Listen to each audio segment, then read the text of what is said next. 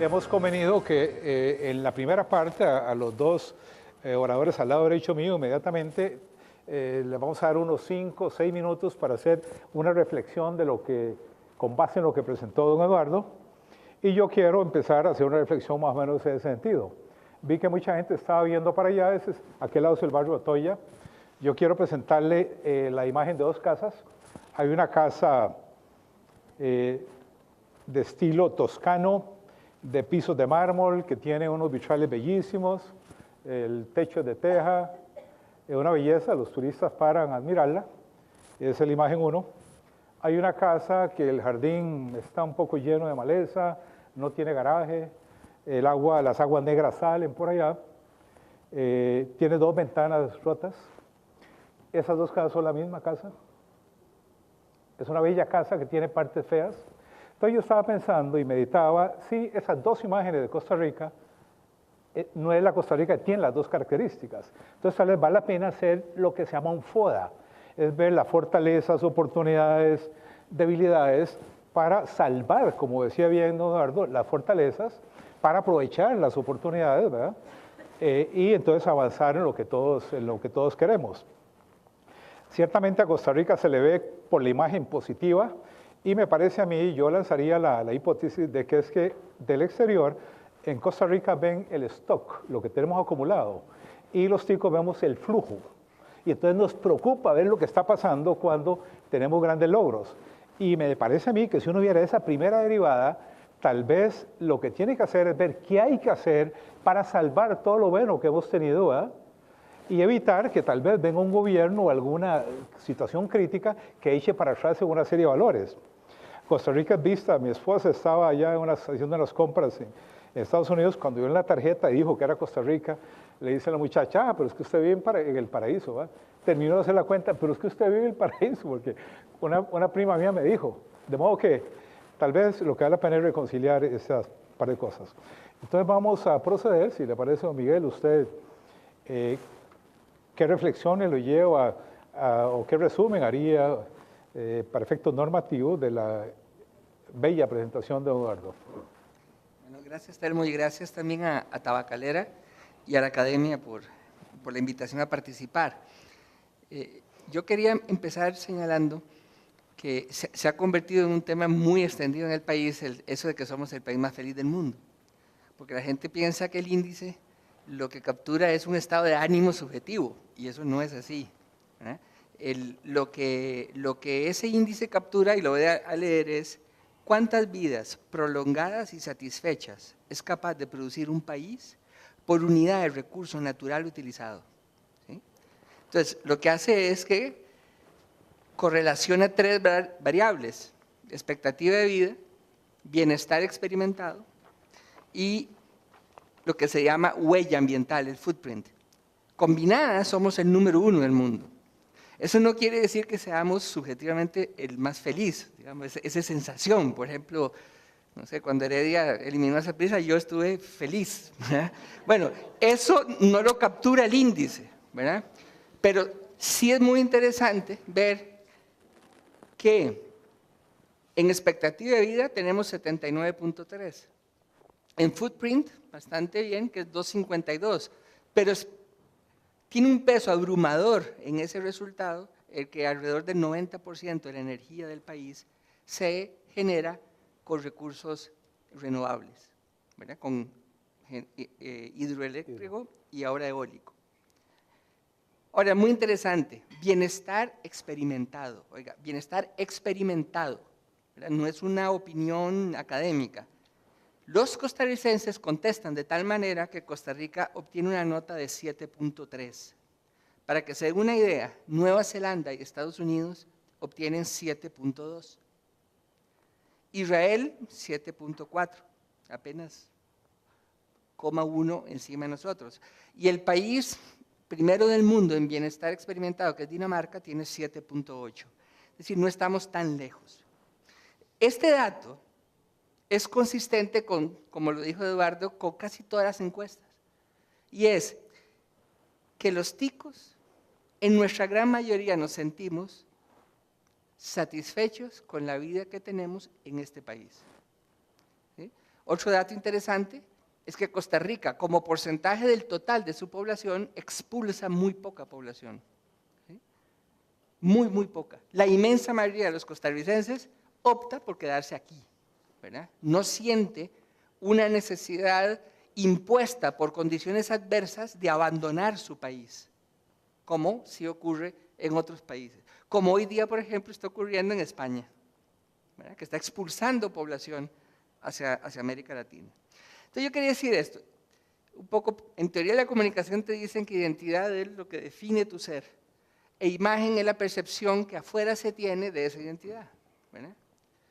Esos atributos de identidad de lo costarricense, Eduardo señaló ya varios de esos y yo concuerdo, temas como paz, solidaridad, democracia, estabilidad, sensibilidad con el medio ambiente, y hay, ¿verdad?, toda una serie de preocupaciones, solidaridad, están ahí y siguen estando ahí. Desde ese punto de vista, si nos perciben desde afuera como así, yo creo que hay bastante consistencia entre lo que somos, entre cómo nos percibimos a nosotros mismos como somos y cómo nos ven desde afuera. Creo que hay bastante consistencia. Y de hecho, hay dos temas que para mí pusieron a prueba si esos atributos de identidad que configuran esa esencia, ¿verdad?, se pusieron a prueba. Para mí fue la elección del 2006, que se dirime por una diferencia de 1%, y el referéndum, que polariza al país, ¿verdad? Y sin embargo, en esas dos pruebas de pasiones exacerbadas y de polarización, no hubo un muerto. Las instituciones, la paz, el respeto, todo se mantuvo. Pasamos la prueba. Entonces, ¿qué es lo que está pasando? A mí me gustó la diferencia que hizo Eduardo entre estructural y coyuntural, ¿verdad? Yo aquí trae mis notas, lo que está pasando es, básicamente seguimos teniendo una buena autoimagen, pero esa entidad que mantiene una buena autoimagen está sufriendo de creciente malestar. Y ese malestar creciente eventualmente podría significar que conduzca a una modificación de la autopercepción, que yo hasta el día de hoy no lo veo. Y las causas de ese malestar son temas como inseguridad, deterioro de los servicios, a mi juicio el principal es la Caja Costarricense del Seguro Social, la corrupción, la incompetencia del gobierno y que, digamos, la sociedad costarricense ya quiere plasmar para la posteridad con esa expresión que ya se convirtió en una expresión normal, ¿verdad? La puta Claro. platina, ¿verdad? Ahora pensaba que éramos después las soluciones. Sí. Mira, si pudiera resumir, y para dejar esto yo ahorita te vuelvo a referir a soluciones. Y el otro último tema es el papel que hoy día está jugando en ese malestar percibido y sentido los medios de comunicación, ¿verdad? Cada vez más, y esto ya es anecdótico, ya no es como estudios, pero cada vez más gente, uno oye que dice, dejé de ver noticias y dejé de ver y leer los diarios y me siento mejor, ¿verdad? Hay un tema sobre el papel de los medios que debería ser estudiado y analizado más. Entonces, en definitiva, porque es muy breve, comentábamos en la mesa que lo que está ocurriendo es más o menos lo siguiente. Se le pregunta a la gente, ¿usted cómo está? Bien. ¿Cómo cree que va a estar sus hijos? Bien y mejor. ¿Y cómo está el país? Mal.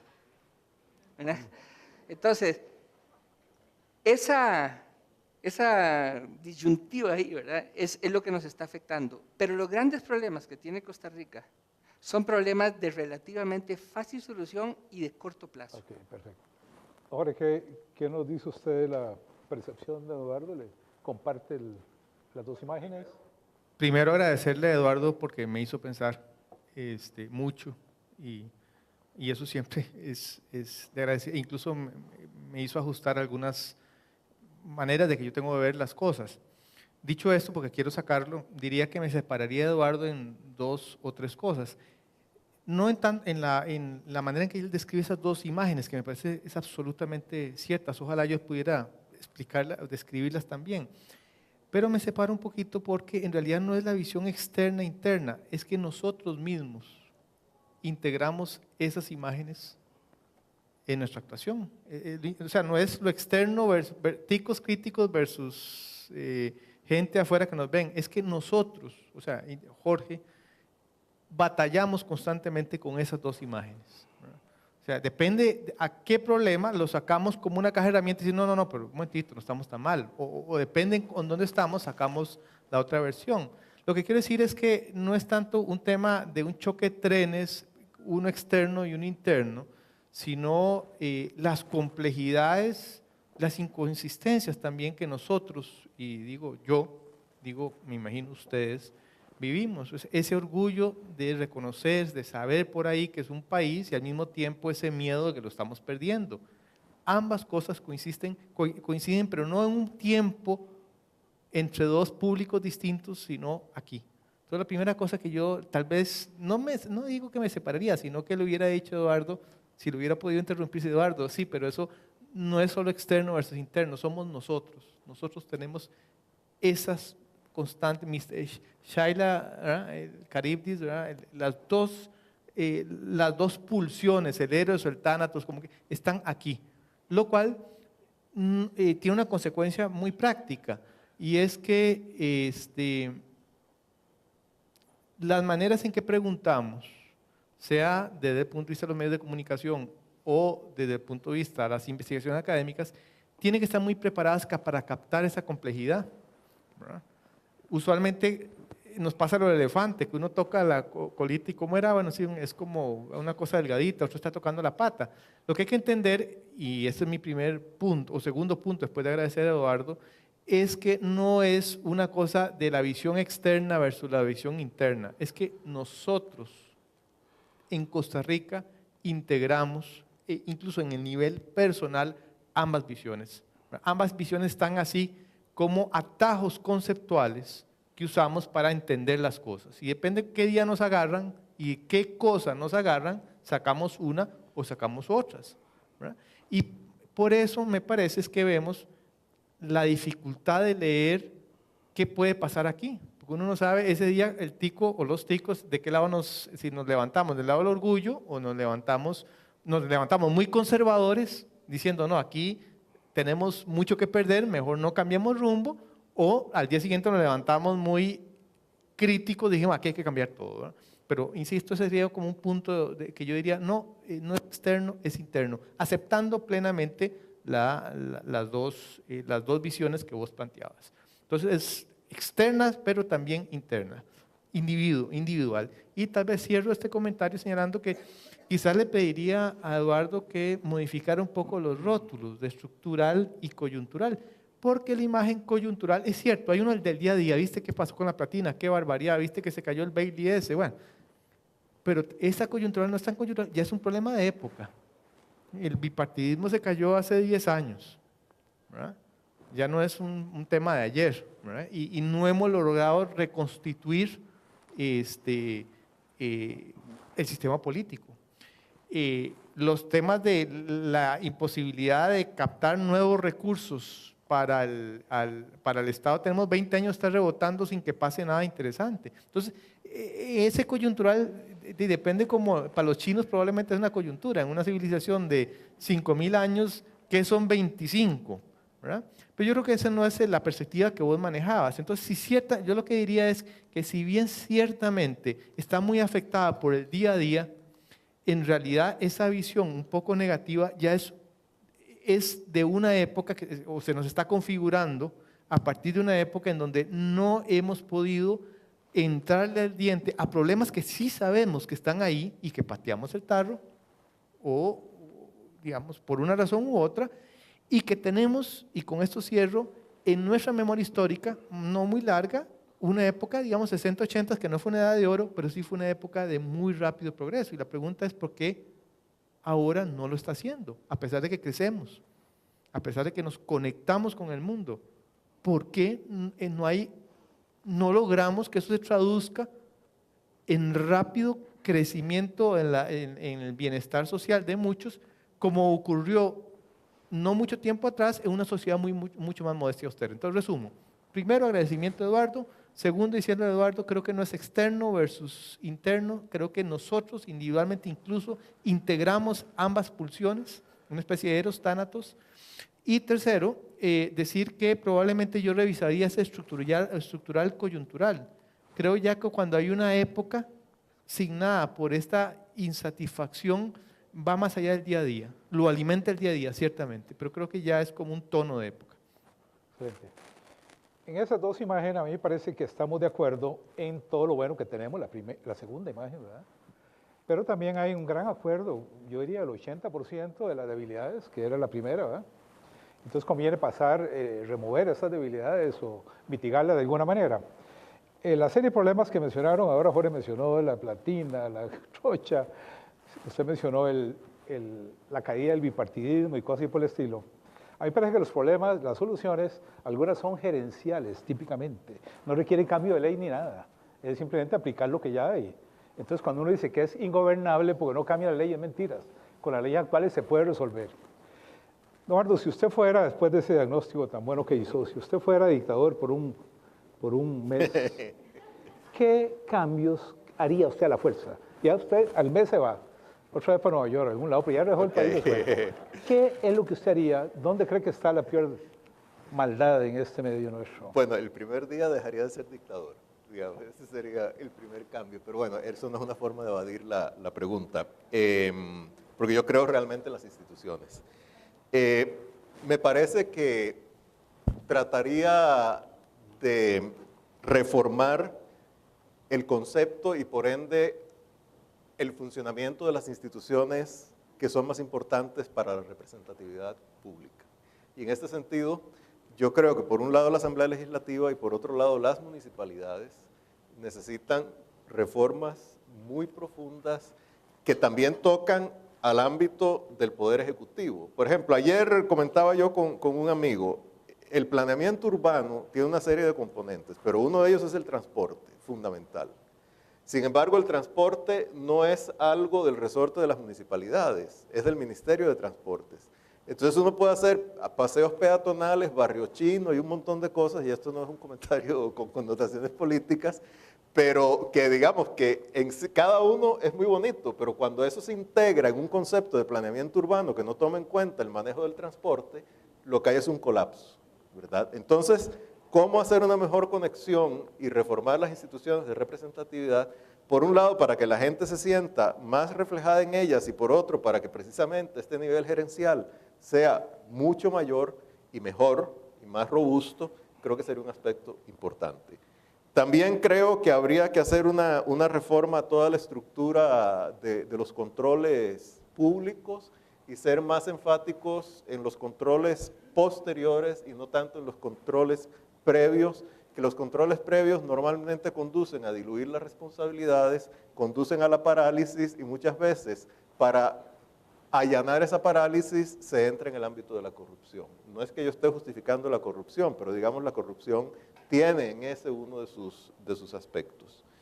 Y por otro lado, pues yo trataría de que los líderes políticos que me sucedan después de que me voy para Nueva York, ¿verdad? Al mes de dictadura ilustrada, ¿verdad? Que los líderes políticos respondieran ya a generaciones con nuevas inquietudes. Yo creo que en Costa Rica también hay un problema de bases sociales de los partidos políticos. Hubo un momento en que era relativamente identificar la base social de cada uno de los partidos. Así, en grandes rasgos, Liberación era un partido de clase media emergente, nuevos sectores industriales y el mundo rural, digamos la clase media rural, por ponerlo en esos términos. La Unidad era un partido mucho llamémoslo del capital viejo y el proletariado rural y un poco urbano, digamos el trabajador de plantación.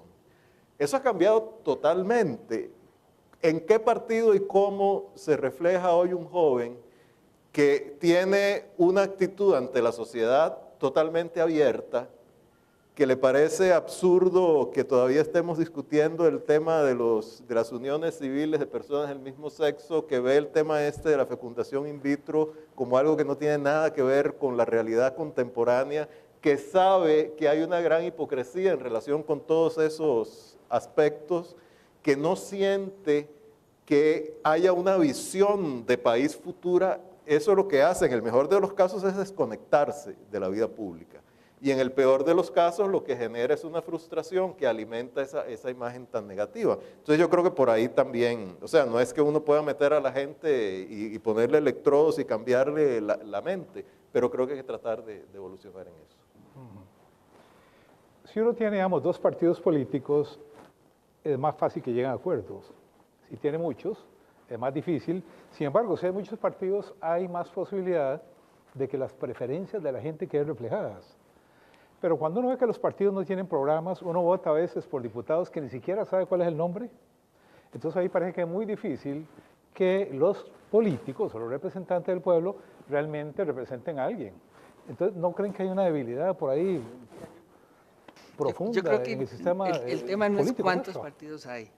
El tema es que en Costa Rica ocurrió algo curioso en los 90s. A raíz de cosas no bien hechas en aquel momento, los medios satanizaron el lograr acuerdos políticos y pasó a ser mala palabra. Decía, están haciendo un pacto, ¿verdad? Y empiezan a emerger líderes que dicen, si me eligen, yo jamás voy a negociar, yo no voy a pactar. Y se pierde la capacidad, se pierde la esencia de la política, que es negociar acuerdos. Y hemos tenido la mala suerte que en los últimos 10 años las principales dirigencias políticas del país, si se caracterizaron por algo en política interna, es porque nunca negociaron nada entre sí. Óscar Arias y Otón Solís nunca negociaron un solo acuerdo relevante y de impacto para Costa Rica en los últimos 12 años. Ninguno de los dos, ¿verdad? Y eso agravado porque se plasma un reglamento legislativo hecho para impedir la toma de decisiones, ¿verdad? Ahora, yo creo que estamos llegando a un punto en que ya la cosa no da para más y yo empiezo a sentir que se empieza a revertir eso en el sentido de decir, no, hombre, por supuesto que hay que aprender a negociar y a lograr acuerdos. La diferencia es que ahora sí tiene que ser hecho transparentemente y sobre la mesa. Eso sí, ¿verdad? Conforme esta tendencia va empujando más, ¿sí? Yo creo que va a ser viable la reforma del reglamento legislativo, que para mí es el nudo gordiano de la política nacional, y que una vez que rompamos eso, el entramamiento del sistema político se va a abrir.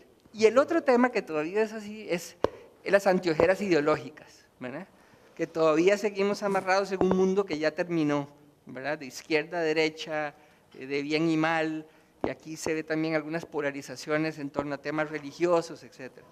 Pero en lo fundamental, yo creo que el principal tema político del país es recuperar la capacidad de diálogo y de negociación.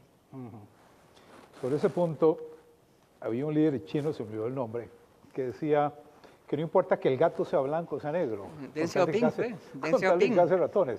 Puede ser que aquí se requiera algo así, ¿verdad? Ahora, ¿usted cree que el sistema político es una gran restricción y que habría que modificarlo cómo? O tal vez no, puede ser que haya alguna otra. ¿Cuál sería la otra gran restricción? Le hago un paréntesis antes de llegar ahí, porque si le dio 30 días a Eduardo, para dictador yo quiero también 30. Ok, muy bien, perfecto. Y contesto eso. Vean, si yo tuviera 30 días, haría dos cosas. Uno, aquí hay una economía política real que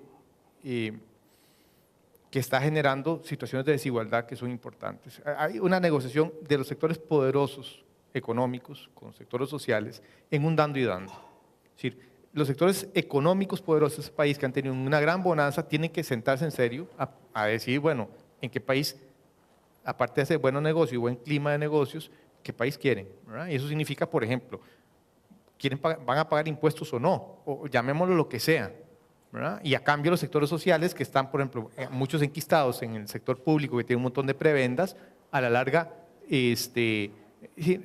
también darían algunas concesiones en materia de eficiencia. Pero entonces la primera cosa es decirle, miren, tienen 30 días para negociar y llegar a un acuerdo. Usted, si da concesiones, paga impuestos a sus empresas y ¿cómo hacemos para llevar el 13 o más? es decir, los sectores poderosos, contribuir y ustedes para hacer concesiones en materia de eficiencia, porque si no llegan me quedo otros 30 días más. O sea, no me voy hasta que ustedes lleguen, ¿verdad? Uno, o sea, hay que forzar aquí una negociación, no solo política, sino los sectores que realmente parten el queso. Es que aquí invertir en la democracia de Costa Rica y en el salto al desarrollo que necesita cuesta plata y nadie quiere ponerlo. Todo el mundo decimos eso. Ustedes todos tienen que pagar impuestos, ¿verdad? Y es una conjugación imposible, pero es lo que estamos llegando. Entonces, la primera cosa que diría así, si no llegan a ustedes una transacción, me quedo y no me voy hasta que ustedes lo tengan, así que me van a tener que soportar. Y la segunda cosa diría, agarraría los 500 ingenieros, administradores más brillantes de las universidades y los desembarcaría en el MOP y en la caja. Y echaría en el MOP a todo mundo, me voy a perder ahí a tal vez 5 o 6 gente muy buenas, pero me voy a quitar a muchos malos, ¿verdad? Desembarcaría lo mejor que yo tengo en la gerencia pública, en 2 instituciones, en el sistema de seguridad social que es demasiado importante para este país y en el MOP, porque no podemos tener un MOP que tiene más abogados que ingenieros. Perdón, me salí, pero digamos, y a los 30, si me hacen caso de eso, me voy, pero al día 16, y si no, me tendrían hasta que se va como dictador. Yo infiero que usted identifica el problema que mucho es gerencial, básicamente, ¿verdad? Y que con diferente gente la misma institución haría cosas mejores. Una parte del problema es gerencial y otra parte es de una transacción social que hay que hacer. Que no es solo de partidos políticos, No, sino de es de grupos. Y todo. De grupos. A mí me parece que en la parte esta objetiva, porque la solución tiene que ser objetiva, nos preocupa mucho el crecimiento de la desigualdad. Creo que Eduardo lo mencionaba, aunque dice que ya se ha detenido un poco, pero es un factor que está ahí siempre. Se ha identificado que las personas que más ingresos tienen son las que tienen más educación, porque son las que más se aprovechan de la apertura, ¿verdad? Y el Estado tiene un rol grandísimo que jugar. El Estado regala la universidad es gratis prácticamente. La gente que venía de colegios privados pasa a la universidad, se les gradúa gratis para que se hagan más ricos todavía.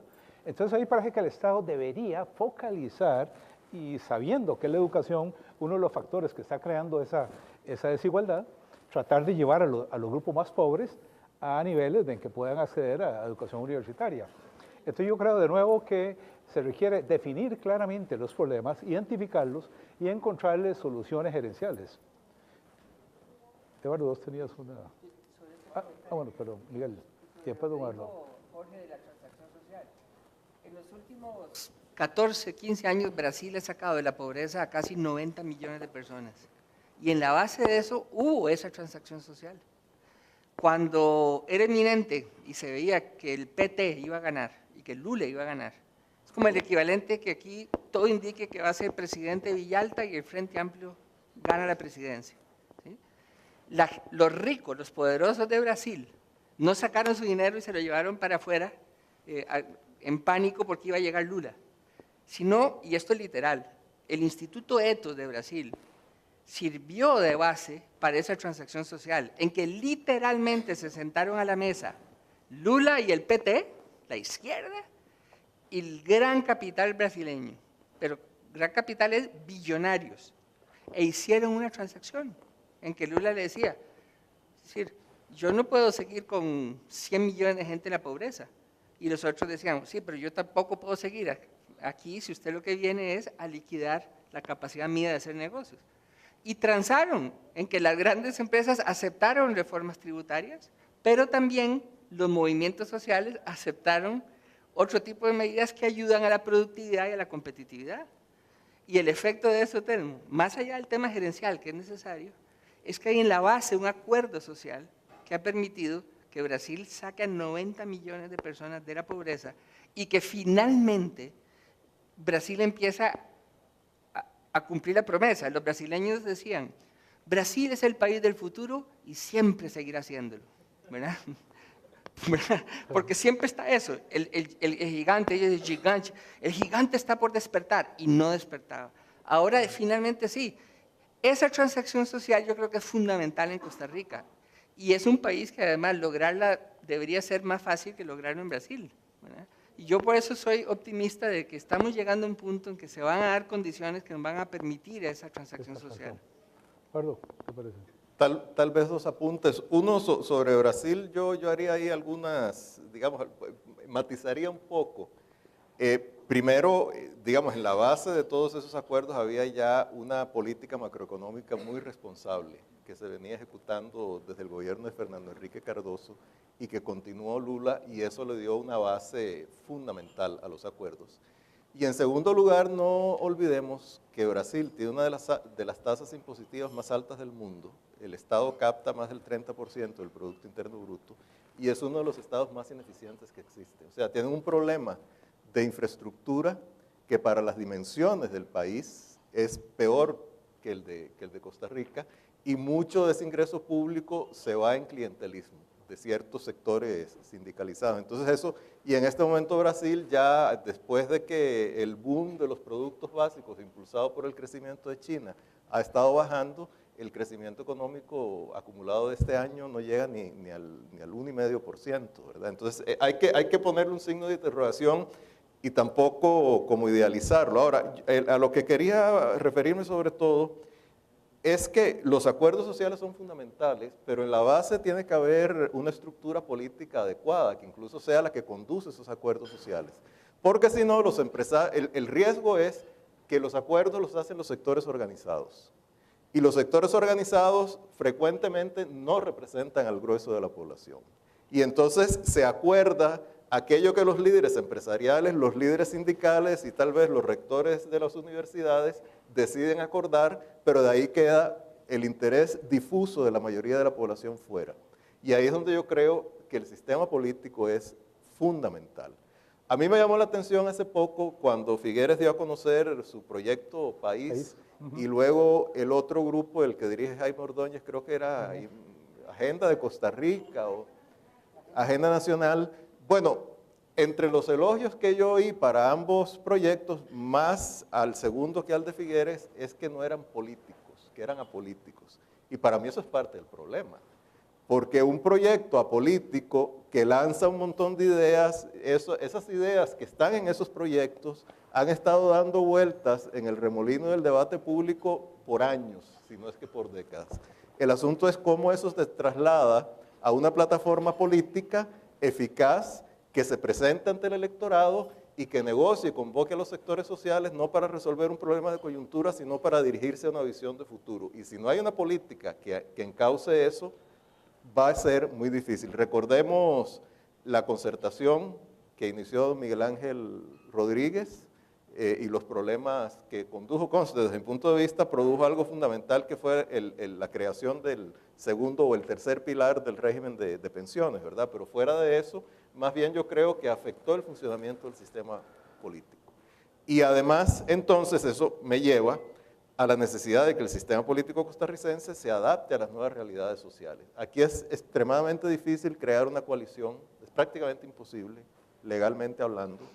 El reglamento legislativo, lo que hablamos. Entonces, creo que dada la dispersión del espectro político, y yo creo que eso está para quedarse, porque además la sociedad se ha dispersado, dada la dispersión del espectro político, hay que generar estructuras institucionales que encaucen esa fragmentación del espectro político hacia instancias de decisión más dinámicas y que precisamente puedan generarse acuerdos, y no solo generar el acuerdo, sino la decisión producto del acuerdo y la ejecución de esa decisión.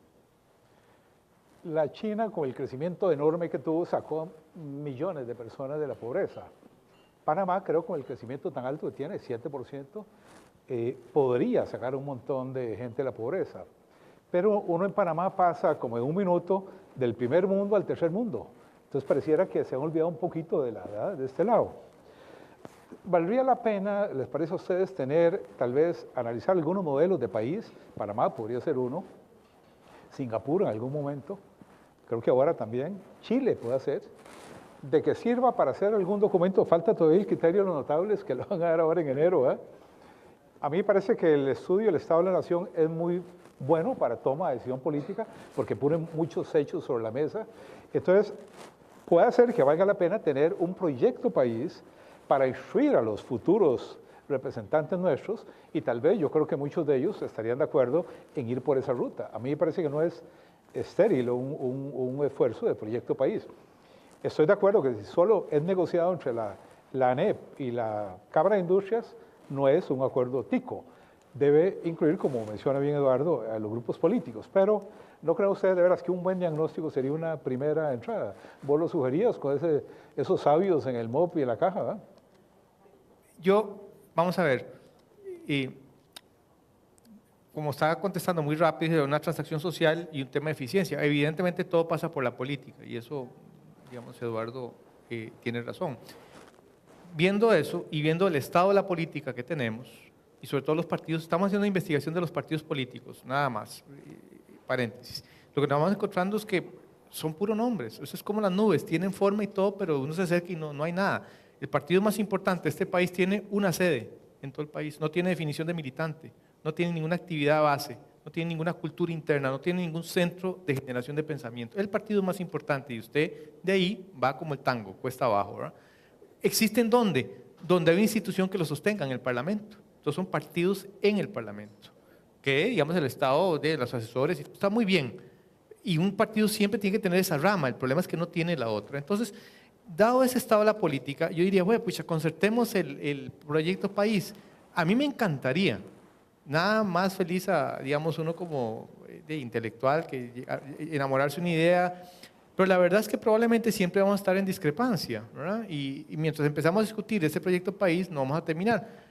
O sea, aceptemos que hay una pluralidad cada vez mayor, un pluralismo, espero, cada vez mayor, aunque como decía Eduardo, a veces se estrecha, ¿verdad?, por los discursos esos tan altisonantes, pero yo sería, Telmo, algo incluso menos ambicioso, hagamos 2 o 3 cosas bien, que por lo menos demostremos que nosotros, que en lo colectivo podemos tener 2 o 3 logros, y después vamos a seguir peleando en todo lo demás. Pero una pelea que en el caso de Costa Rica es acotada porque hay ciertos rumbos que están ya definidos. Vamos a ver, ¿somos una economía abierta? Sí, yo creo que la discusión de si somos abiertos o no, esa discusión, tenemos distintas maneras de qué matices o ajustes hay que entrar, pero eso no está en discusión. ¿Somos una democracia? Creo que es otro. Entonces, las discrepancias, y somos un Estado que tiene un conjunto de instituciones. En ese sentido, yo no tendría miedo a decir, mire, tratemos de no acordar un proyecto país porque somos muy distintos. Aceptemos esa, partamos de que no nos vamos a poner de acuerdo tal vez en un montón de cosas, pero sí ciertamente tengamos 2 o 3 logros sustantivos en el corto plazo, que sea importante para unos sectores u otros o para el conjunto de la población. Pongo 3 cosas. Por ejemplo, si uno dice, el tema de la seguridad social, bueno, hay que arreglarlo, este país no se puede coger la caja. Ahí está usted apelando a un interés general. Usted puede decir, bueno, por el lado después puede tener discusiones más de carreteras, bueno, también. O el tema de usted paga impuestos y va a la rendición de cuentas y cambiamos el sistema político, esta cosa puntual. Puede ser que para la población eso ya no le interesa, pero puede ser importante el país. El tema es decir, pongamos el mínimo común denominador. Si venimos con tantos años de que no logramos ni concertaciones, ni acuerdos, nada pega, ni las mayorías, ni cuando las consiguen las mayorías sirven para algo. Entonces, yo sería más modesto, es decir, perfecto, mapeémonos cuál es la imagen de país que queremos todos al final del camino.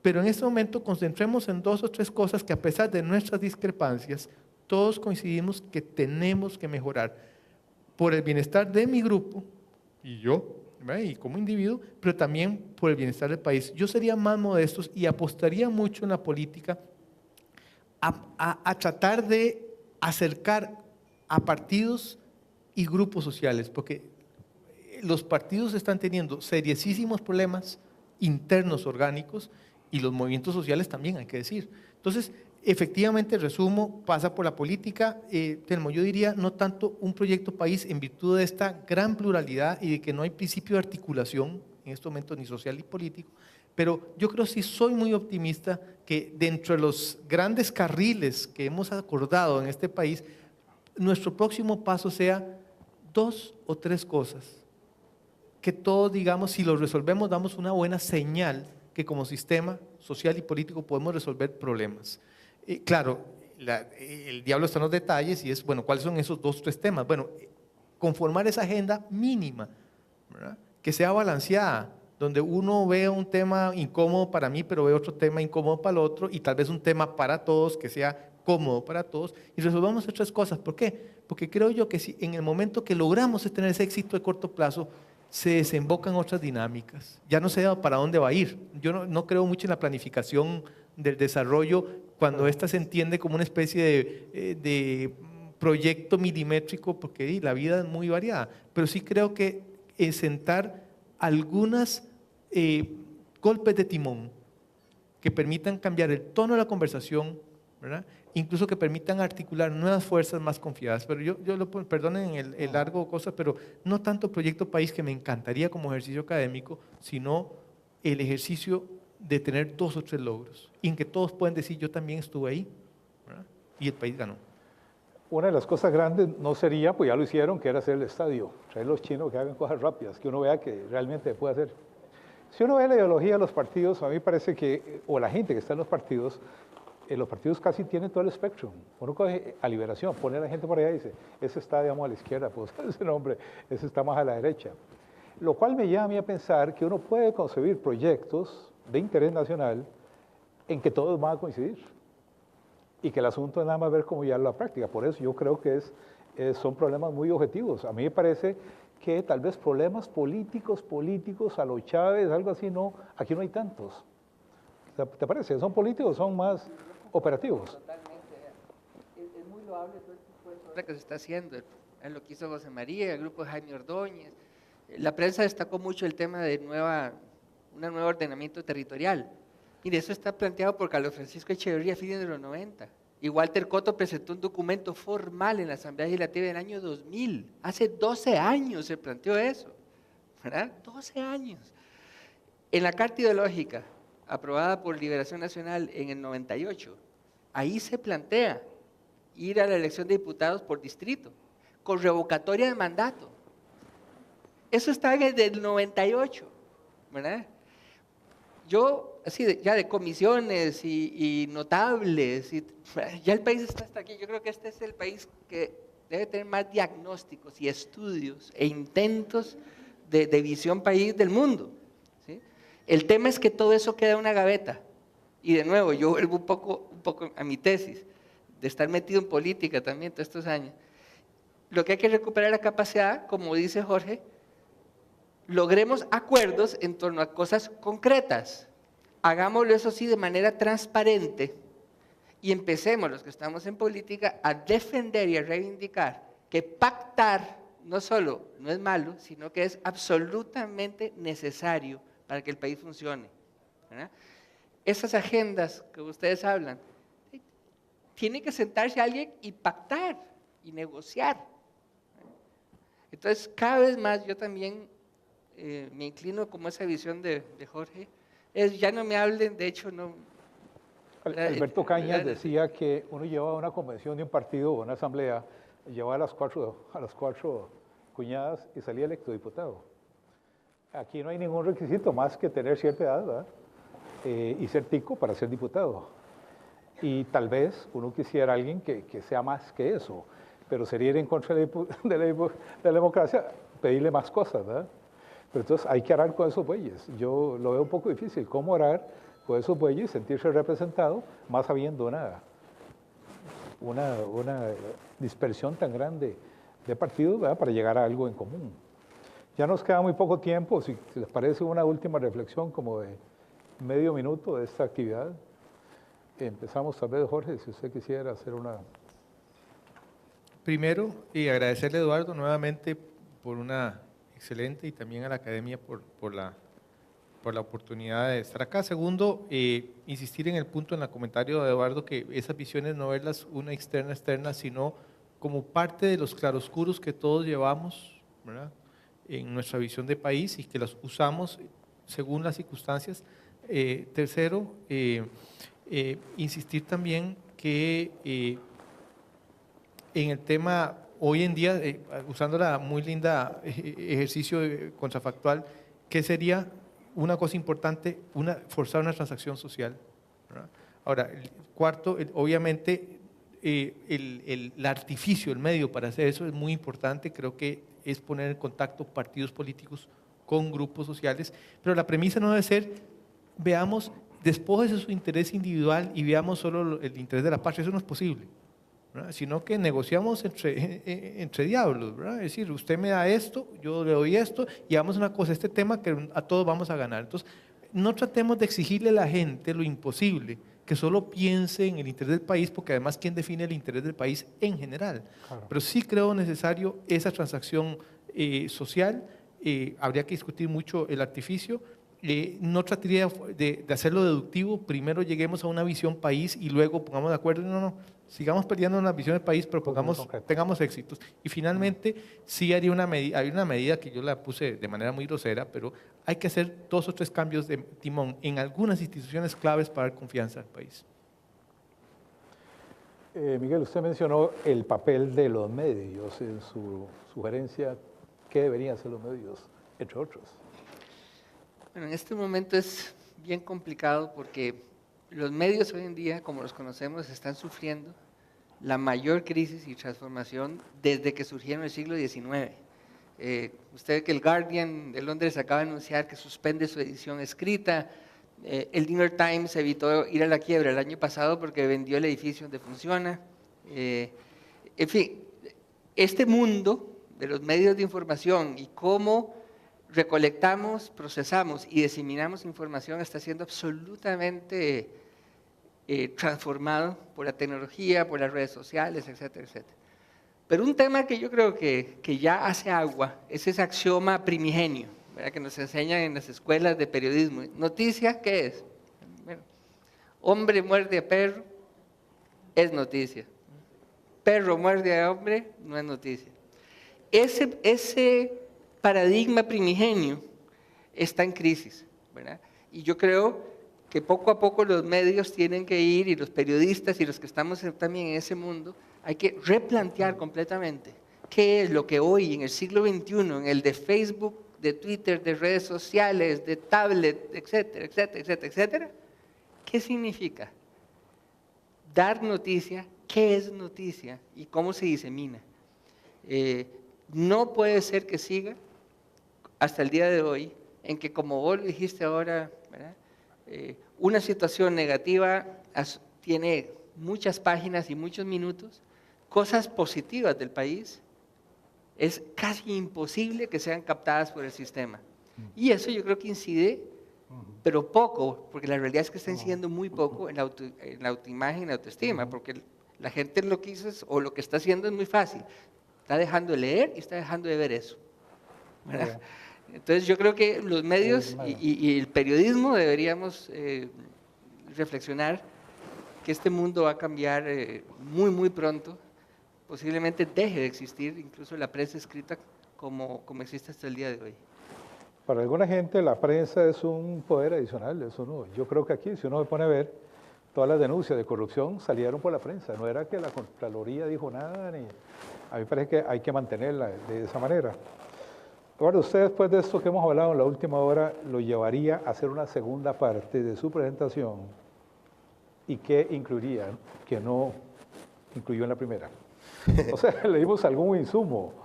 Bueno, digamos... no hubo mucho insumo. No, claro, por supuesto. No, conste, la primera, o sea, es una charla corta, entonces uno tiene que simplificar, a veces sintetizar mucho. Por ejemplo, lo que mencionó Jorge en el sentido de que no es imagen externa e imagen interna, sino que son imágenes que también tomamos en cuenta aquí. Sobre eso yo no elaboré porque ese no era el tema de la charla, ¿verdad? Pero coincido plenamente. Entonces, bueno, eso sería un elemento aclaratorio que plantearía. Creo que entraría un poco más en cuanto a la visión de futuro sobre responsabilidades de los protagonistas. Me refiero de los líderes políticos, económicos, sociales, de opinión, y también el papel de los medios de comunicación. Y obviamente pues trataría de documentar un poco más algunas como de la síntesis que yo hice, que son como muy producto de mi percepción, ¿verdad? Pero que habría, o sea, si esto yo lo fuera a publicar en una revista académica, obviamente tendría que entrarle con mucha mayor seriedad. Quería nada más aprovechar para añadir algo adicional a lo que ya elaboró Miguel, con lo cual yo estoy totalmente de acuerdo en relación con los medios de comunicación.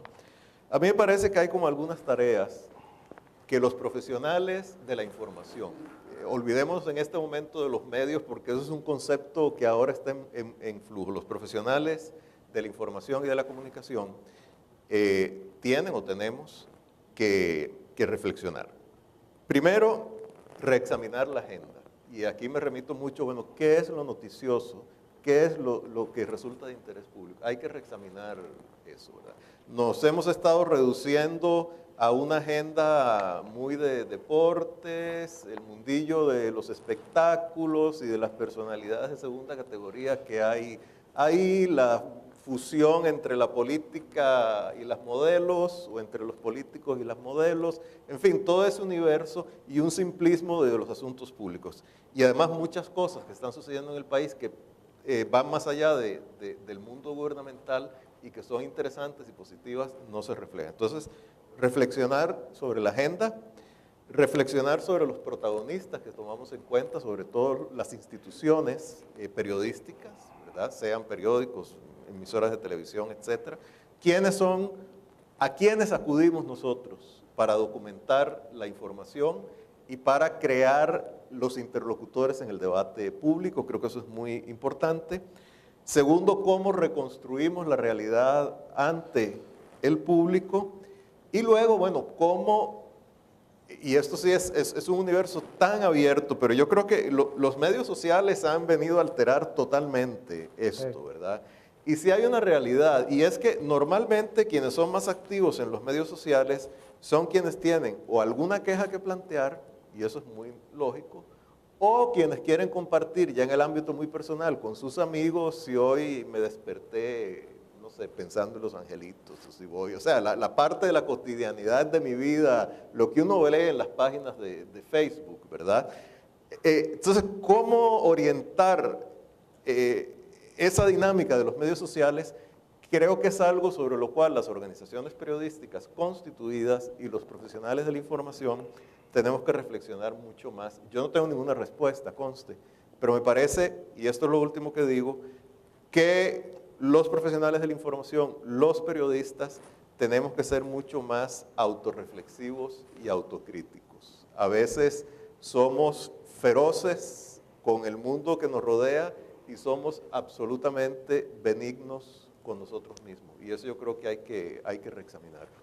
Excelente. Tenemos un periodo de una media hora para preguntas y respuestas. No sé si las tienen por escrito. Un segundito. Y me gustaría que le dirijan a la persona. ¿Me puedes?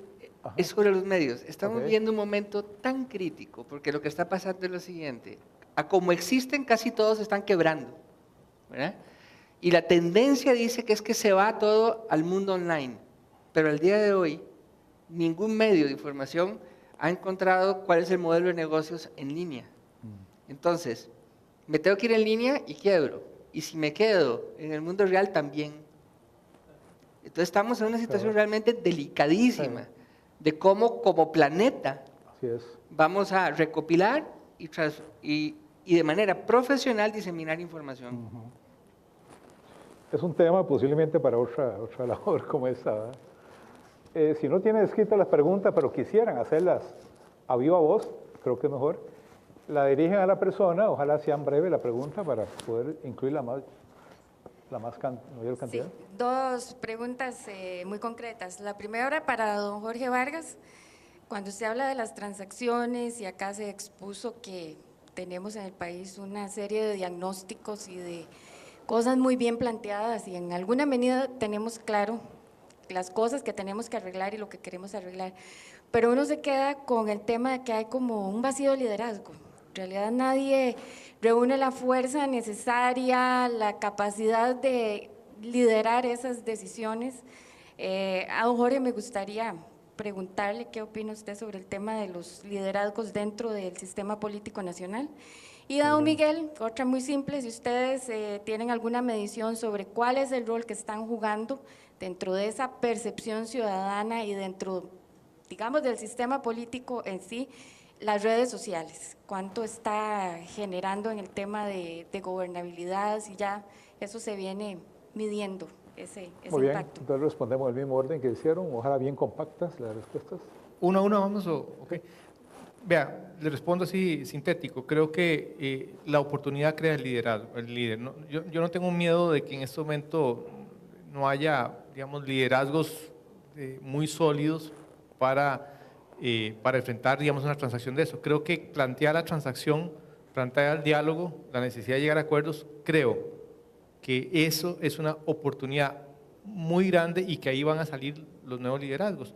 Le termino diciendo, José Figueres en el año 42 no era nadie, el gran caudillo, no era nadie, un señor que estaba metido allá, en la lucha, ¿no? Entonces, no es que necesitamos esperar al buen tiempo cuando tengamos los liderazgos probados primero y después nos vamos a conversar. Yo creo que esa conversación, esa necesidad de acuerdo y sobre todo de implementarlos va a generar la oportunidad y yo soy optimista de que van a surgir líderes ahí. Él. Las redes sociales, hay un tema cuantitativo y es que todavía le llegan a un porcentaje pequeño de la totalidad de los electores, ¿verdad? Pero a ese porcentaje pequeño que llega es la gente que más incide en el proceso y participa del proceso de toma de decisiones. Entonces, hoy en día es fundamental, ya sea desde el punto de vista electoral y de campaña, como después del proceso de toma de decisiones, sí, tener presencia en redes sociales. Y espero que con el paso del tiempo esas redes sociales vayan penetrando más y más y Costa Rica ya llegue a tener la penetración que debería tener, que en este momento todavía no es muy grande ni muy significativa. Es como un 25% por ahí. Sí, perfecto. No, yo creo que sobre redes sociales, un fenómeno que me parece que ya está ocurriendo en Costa Rica es que ya están definiendo agenda. O sea, hay ciertos temas de los cuales se ocupan los medios establecidos que surgen de las redes sociales y eso es importante. A ver si pasamos el micrófono por aquí. Bueno, ahí lo tenemos. Sí, previo a hacerle la pregunta a los cuatro, tal vez, quiero decir que efectivamente esto que ha hablado Miguel Martí de acuerdo sobre cosas concretas es algo que se ve, se siente, se respira todo en el ámbito nacional y local. Nada más quería hacerles una pequeña anécdota. Cuando don Oscar Arias visitó Santana, preguntó que en cuánto se había hecho la Casa de la Cultura y la hicimos en un año, igual que el Estadio Nacional. Pero eso es producto precisamente de acuerdos y se hizo en un año. Si somos capaces de hacer eso, podemos ser capaces para hacer otras cosas.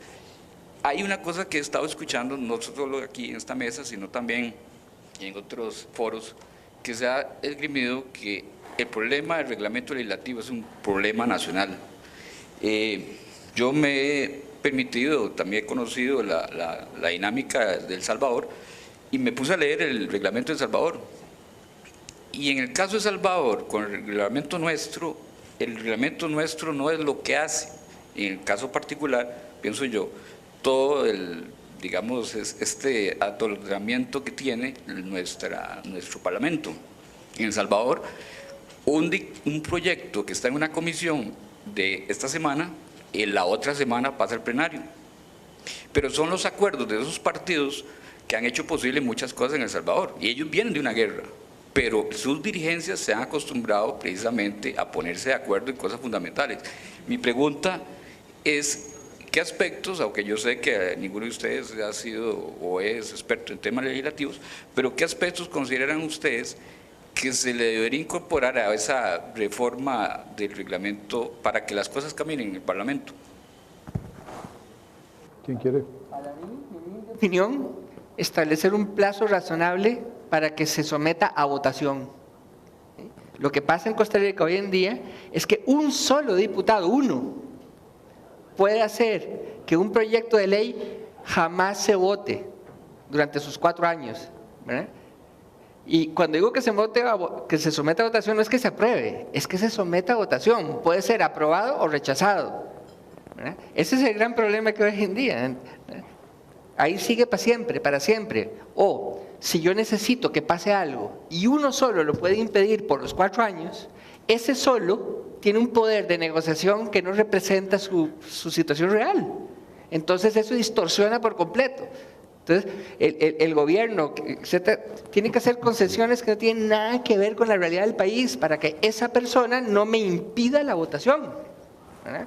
Si se dijera, aquí está, se presenta el proyecto y 3 meses después se vota, sí o no, pero se vota, eso le daría al sistema político un desentrabamiento que hasta el momento nos tiene amarrados.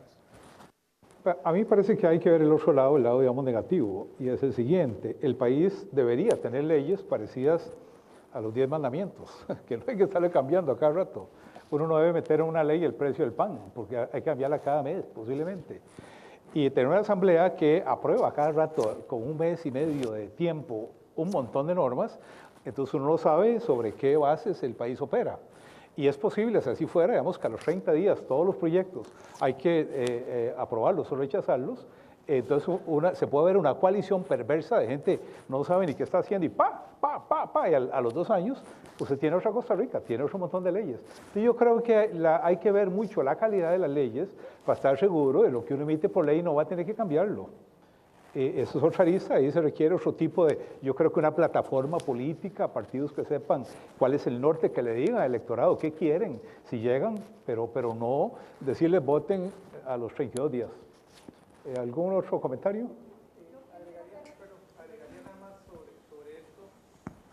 Primero sí creo que hay que, primera cosa, el reglamento legislativo de Costa Rica no es particularmente malo cuando usted lo compara, no solo con El Salvador, sino en general con otros países, digamos, donde sí hay, yo creo que se nos va las manos en el derecho de enmienda del diputado individual, me parece que eso sí se puede regular un poco más. Tenemos, digamos, el Ejecutivo carece de herramientas para decir, mire, este proyecto prioritario, este proyecto mío es prioritario, ¿verdad? Y esa designación implica un procedimiento especial de consideración legislativa. Por ejemplo, que eso lo tienen otros parlamentos, que el Ejecutivo, ¿verdad?, puede decir, mire, estos son los 3 más importantes míos. Bueno, muy bien, esos requieren, van por una vía.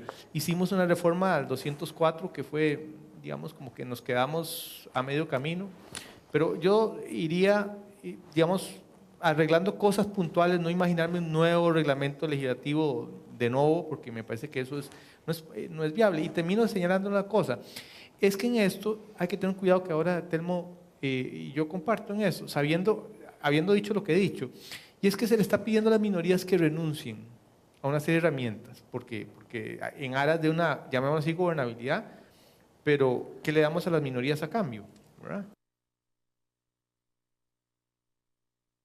Tendría que tomar en cuenta la consideración de que no le puede pedir a usted, a los grupos minoritarios,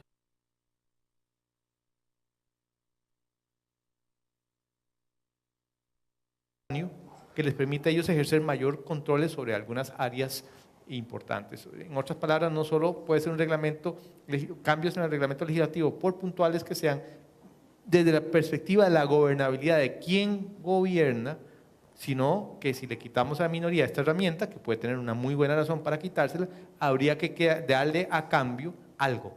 Y eso es lo que yo todavía no he visto, y con razón entonces todas las minorías están paradas de uñas, porque van a perder ese derecho de enmienda.